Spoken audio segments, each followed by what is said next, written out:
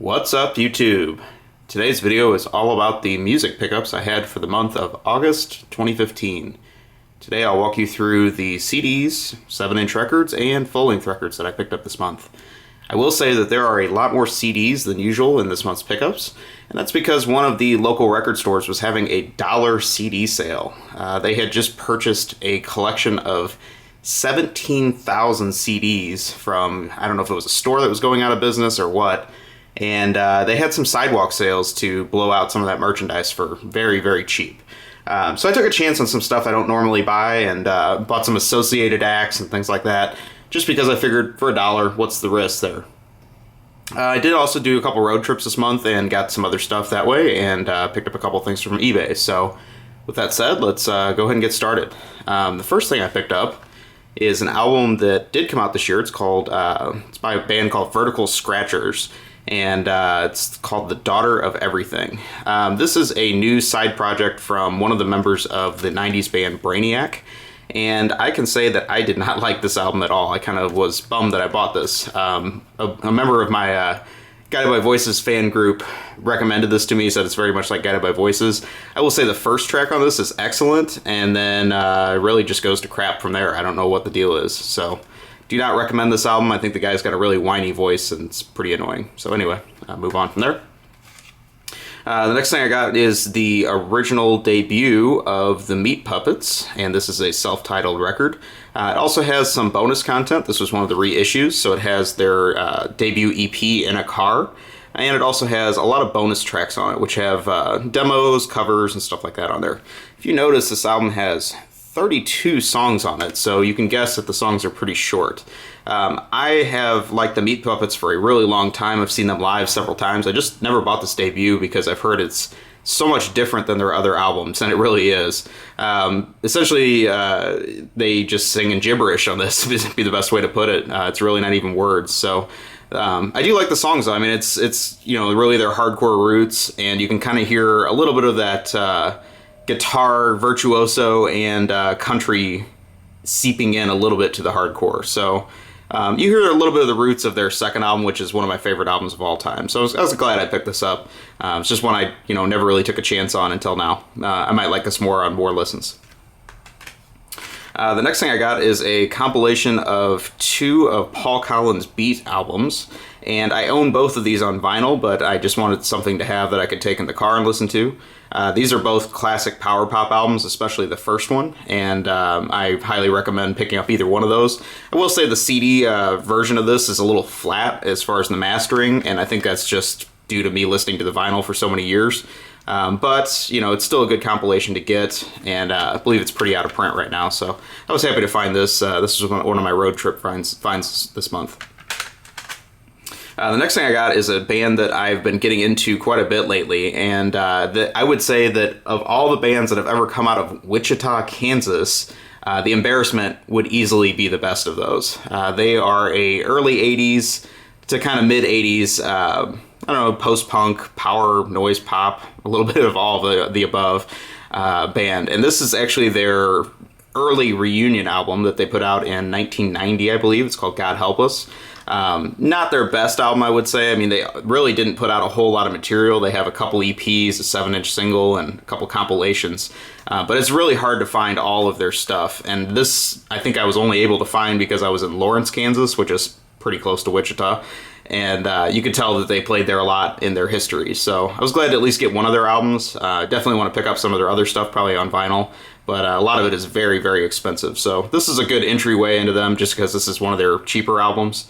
And it's pretty good stuff. I mean, the only thing I'll say about this one is it has kind of an 80s production quality to it that the earlier stuff didn't have. So anyway, happy to get this. It's got some pretty awful artwork on it that the band said themselves they did not do, so I won't blame them for that at all. I guess we'll get into some of that dollar stuff next. So first thing I picked up was a band called Autolux.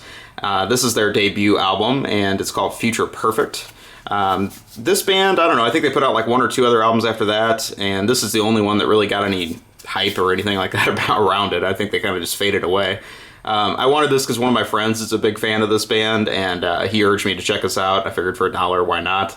I listened to it. It was okay. It was a little bit too tame, I guess, for my taste, but it had a couple good songs on it at least. It was worth $1. I also got the second album from the Sunshine Fix, and it is called Green Imagination. This is a band that was from the member of the Olivia Tremor Control. It's one of the two bands that kind of sprouted out of Olivia Tremor Control after that band broke up. And unfortunately, he has passed, but this album I have not checked out yet. I do have his first album, and it is pretty good stuff. The next thing I got was a single by a band that I've been very into over the last few months, and that is Swerve Driver. Just stumbled on this. This is an import single. I don't really know why the cover says Space Travel Rock and Roll, because that's not the name of any of the songs on it. I think the lead song on this is 99th Dream, which is also the name of their third album. So, yeah, I was happy to get this. I mean, just a cheap find I stumbled on, and I always like getting Swerve Driver stuff. This next one's one that I had to pick up through the internet. I could not find this one locally anywhere.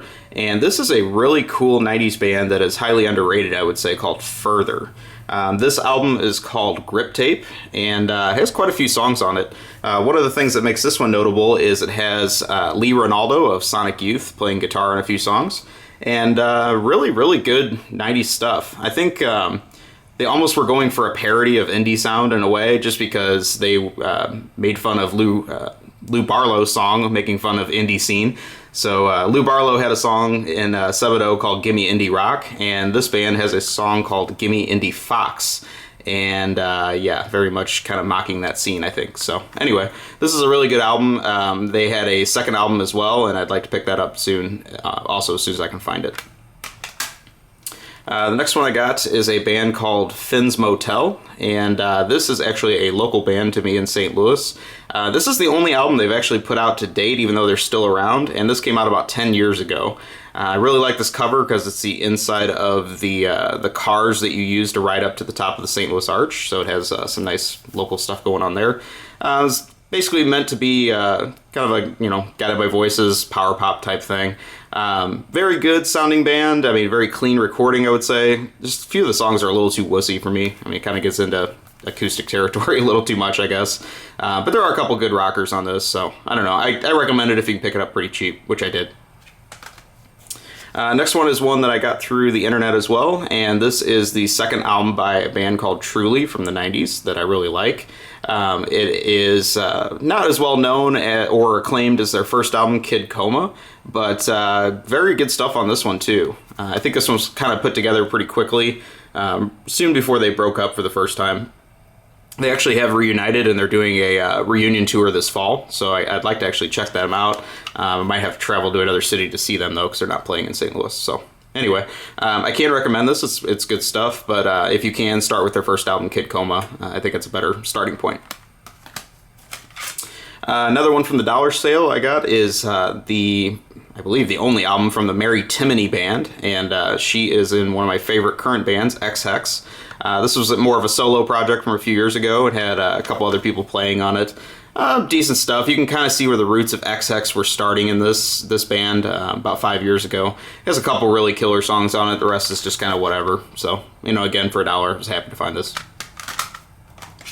I also got a couple albums by the New Zealand band The Bats. They were very much part of the Kiwi pop scene there that fits in with The Clean, who's another band I really like. Didn't really like this one as much. This is an EP, actually. It's called Spill the Beans.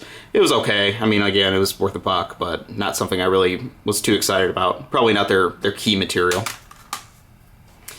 I don't really know why I bought this. This is Elastica, which is a big band in the 90s. I owned this album as a teenager. I think it was just nostalgia kind of creeping in, but I also realized why I sold it back, because outside of a couple singles, it's really not that good. So, anyway.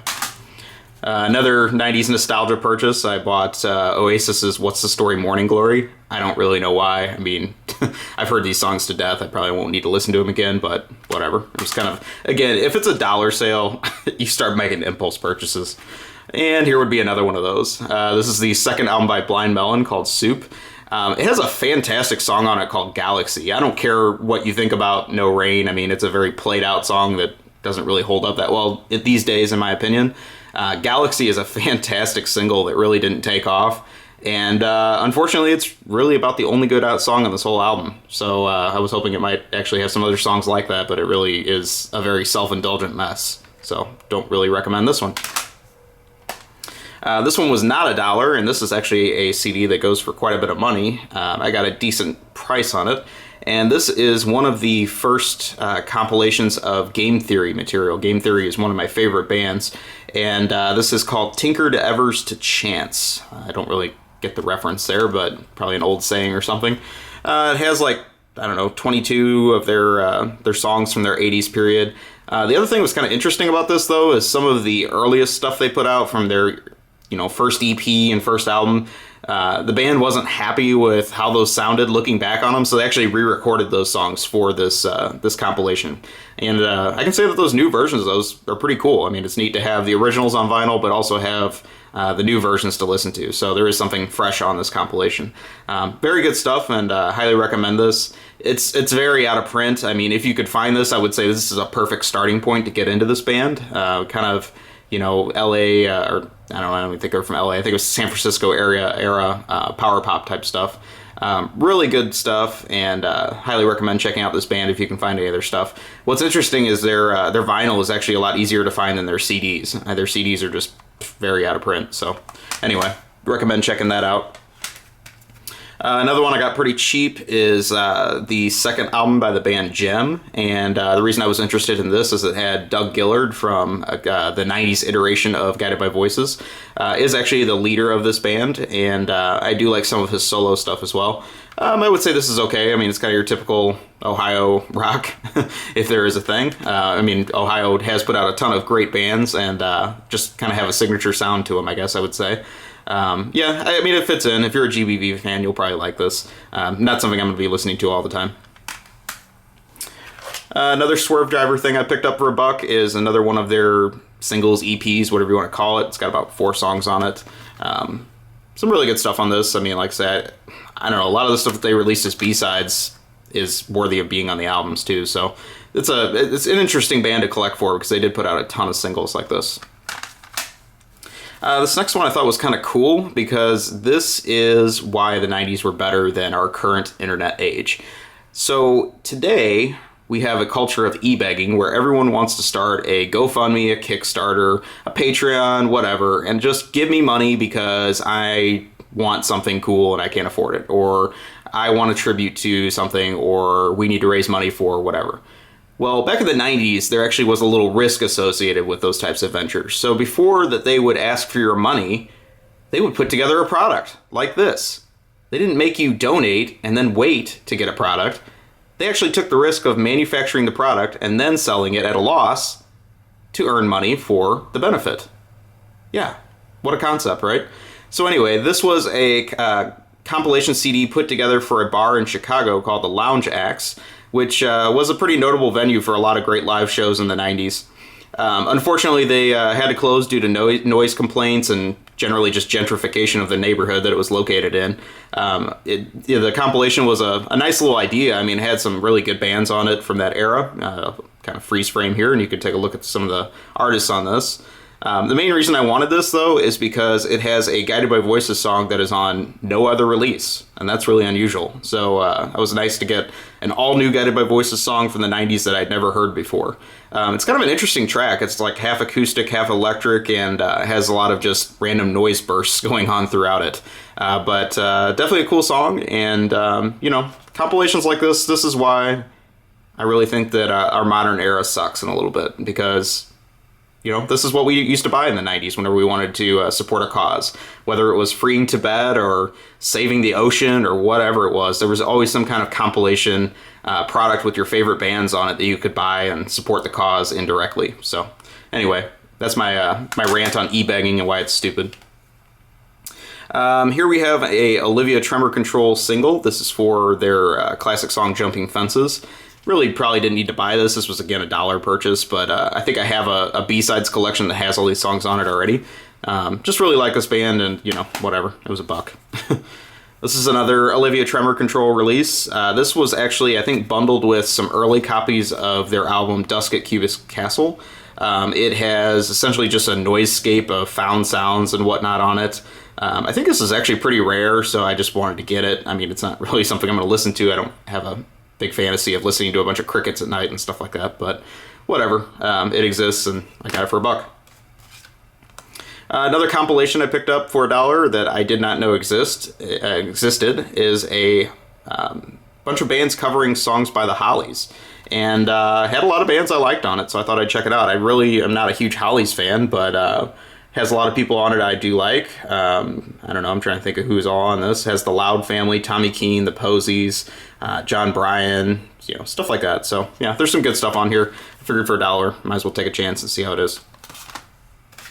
I also got a single by Darker My Love. I do own all their albums already. This is probably one of their best songs, called Summer Is Here. And the reason I like Darker My Love so much also is because it has Tim Presley in it, who is one of the members of my favorite band. Well, not my favorite band, but one of my favorite bands, White Fence. Tim Presley also did the artwork for this, which is very psychedelic, as you can see. And I thought it was interesting that it came on this 3-inch CD, too. So I thought that was kind of funny.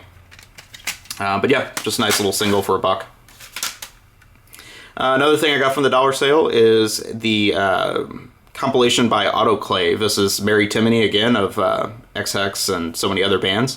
And this was her actual first project she worked on in the very early 90s, so I thought I'd check this out. Haven't had a chance to listen to this yet, but I've heard some really good things about this, so I think this was a pretty good $1 find. I also got a import single by the band Ride, a shoegaze band from the 90s, and again, just thought it was a good risk to take for $1. This is the other thing I got by the Bats. I have not listened to this one yet. This is their album Couchmaster, and this is actually a promo release, so it came in one of those import CD cases, but it's actually the full-length release. Anyway, hopefully it's better than that EP I got.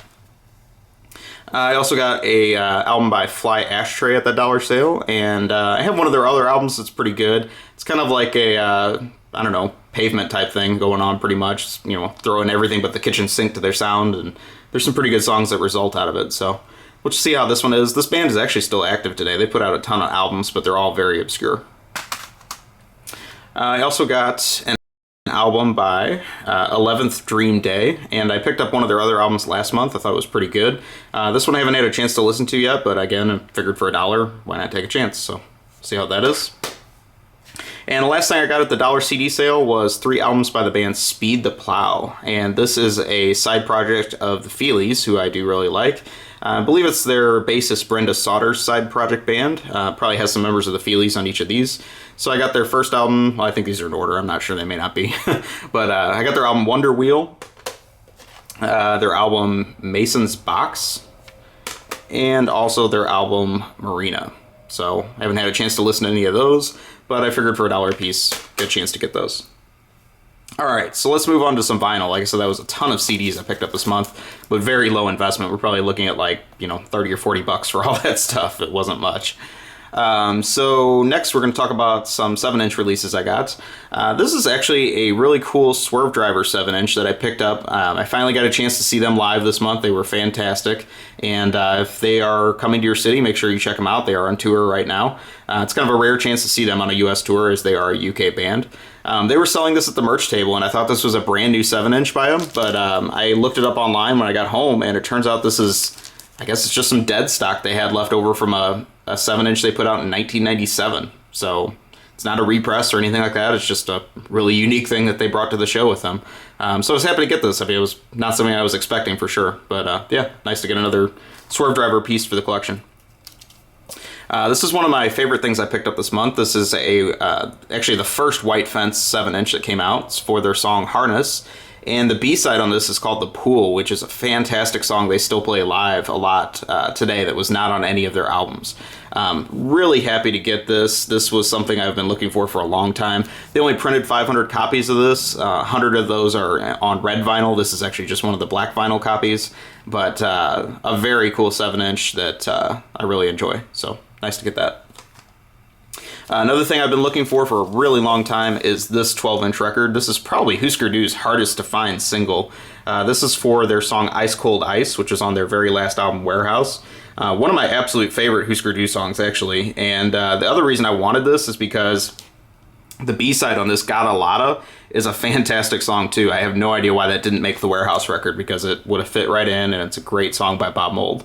The other song on this medley is kind of a weird mix of about 3 noise songs at one of their live shows, and really doesn't have any rhyme or reason why it's on here, but it is. So anyway, this is a UK only 12-inch. This came out on 7-inch vinyl as well. I think it drops medley. It drops one of the other songs. I don't think it's got a lot of, but yeah, this was really neat to get. I like having their stuff on 12-inch vinyl because the artwork's pretty cool and you get that larger format. So the only other thing I'll say about this is it plays really well, but it's on some really flimsy vinyl. I guess Warner Brothers just cheaped out on the 7-inch singles, or the 12-inch singles, and didn't use a very good vinyl stock for this. So it's very flimsy, but it plays well and it sounds really good. So very nice to have that. The other thing I got, or a couple other things I got on vinyl this month, are the very last album by Jay Retard before he passed. And this is his album, Watch Me Fall. I owned this on CD for many years, and it was the only one of his albums I never owned on vinyl, so got a cheap used copy of this one. This one is kind of the one that he's known to go in the more Kiwi pop direction than his typical heavier punk stuff that he played. So a lot of people were turned off by this album, but it still has some really good songs on it. I'm Watching You is a fantastic and pretty creepy song about stalking. So yeah, nice stuff. I also got a Guided by Voices related project that's really cool. This is the Keane Brothers. It's Bob Pollard and Tommy Keane for the only album that they did together, but I know they've kind of talked about doing another one together. It's the album Blues and Boogie Shoes. And again, I've owned this on CD for many years, but I never found a vinyl copy, and I was very happy to get this. This, I believe, only 500 were made on vinyl, so it's pretty hard to get. Maybe it was 1,000, but I'm pretty sure it was only 500, so very happy to get this. Good album by both of them. I do like Tommy Keane also, so recommend that one. I also got the second B-Sides collection by the Jesus and Mary Chain, called The Sound of Speed on vinyl. This is pretty much all their B-Sides from around the era of 89 to 92, and definitely has some killer stuff on it. It has their song Snake Driver on it, which is one of my favorites that is not on an album. And again, I owned this on CD for many years, but this got repressed on vinyl like last year or 2 years ago, and found a clearance copy of this on vinyl, new in the shrink wrap. So thought I'd take a chance on this, and it's pretty good stuff. Another album I've been looking for a while is this one, and this is the debut album by the band Dump Truck. It's called D is for Dump Truck. This one came in a few different colors of the prints. This one has the blue print, but I think there was also like a red and maybe a green or something like that. This is a really cool, just kind of 80s indie band is the best way I would describe it. Nice sound. They have some good guitar interplay. It almost sounds like television at times. And this is a great album. They put out 2 albums after this that they went a lot more radio sheen with, and I don't think they're as good, so that's why I haven't bought those yet. But this is the one that I think is considered the pinnacle of their career and the best one to pick up. So definitely can recommend this one. The last thing I got this month is also probably my favorite thing I got for the whole month, and that is a original pressing of Guided by Voices' album Vampire and Titus. I have wanted this on vinyl forever. It's been really, really hard to find, and it's very expensive. Got a pretty good price on this one, so I was happy.